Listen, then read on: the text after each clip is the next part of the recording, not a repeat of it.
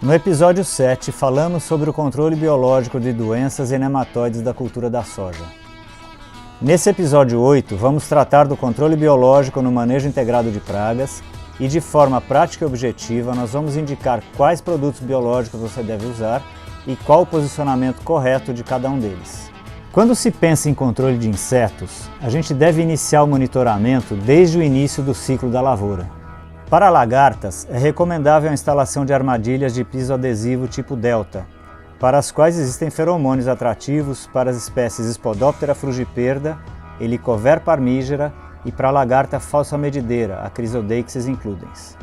Para cada espécie, um determinado número de adultos capturados indicará a hora mais apropriada de iniciar as ações de controle. A vantagem do uso de armadilhas é que o produtor identifica a chegada da praga precocemente, antes mesmo do aparecimento de larvas, permitindo um controle bem mais eficaz, que muitas vezes pode ser feito até mesmo na fase de ovos, como veremos adiante. O fabricante irá informar a necessidade de armadilhas de acordo com a geometria e o tamanho da área plantada, assim como a forma de interpretar as leituras realizadas. Quando não existe feromônio atrativo, como para outras espécies de lagartas, por exemplo, Spodoptera Cosmioides eridânea, que são as lagartas pretas, ou até mesmo para percevejos, a única alternativa é a batida de pano, que é uma contagem de indivíduos, que é um dos métodos mais antigos para avaliar as infestações de pragas.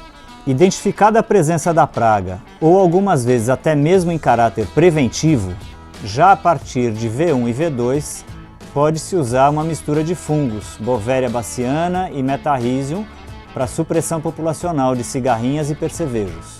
Para controle da mosca branca, o mesmo tratamento pode ser repetido a partir de V5, com aplicações quinzenais. E desde o início do ciclo, pode-se usar produtos à base de bactérias Bacillus thuringiensis para todo o complexo de lagartas da soja.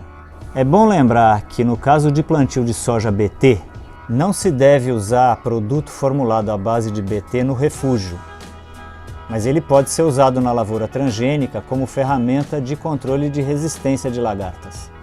É importante selecionar formulações que sejam eficientes para as espécies presentes em cada lavoura em particular.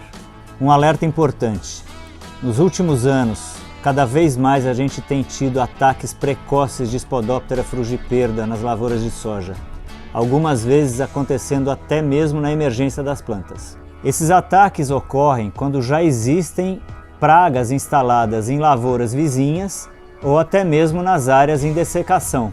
Em geral, essas lagartas já estão em estágios larvais avançados, nos quais o efeito do produto biológico nem sempre é eficiente. A partir do final do ciclo vegetativo e durante todo o ciclo reprodutivo da lavoura, podemos usar dois parasitoides de ovos, o Telenomus podise para complexo de percevejos e o Trichogramma pretiosum para controle de lagartas. Vamos ver como isso deve ser feito. Na fase reprodutiva, uma atenção redobrada é necessária. Neste período, aumenta o risco de ataque de percevejos aos grãos e as lagartas desfolhadoras provocam danos econômicos às lavouras sempre que atingirem o limite de 15% de desfolha das plantas. O uso combinado de Telenomus podise e do Trichogramma pretiosum, além das aplicações alternadas de Bacillus thuringiensis e de inseticidas seletivos, dará ótimo controle dessas pragas a custo compatível. Além desses ativos, temos também os vírus conhecidos como baculovírus.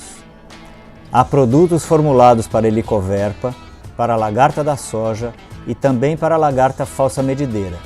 E está em processo de registro um baculovírus para a espécie de Spodoptera.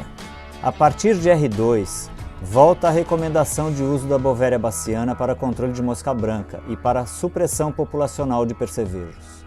O uso do baculovírus Helicoverpa volta em R4 de forma preventiva. O uso da Bovéria se estende até o final do ciclo para controle de mosca branca e percevejos.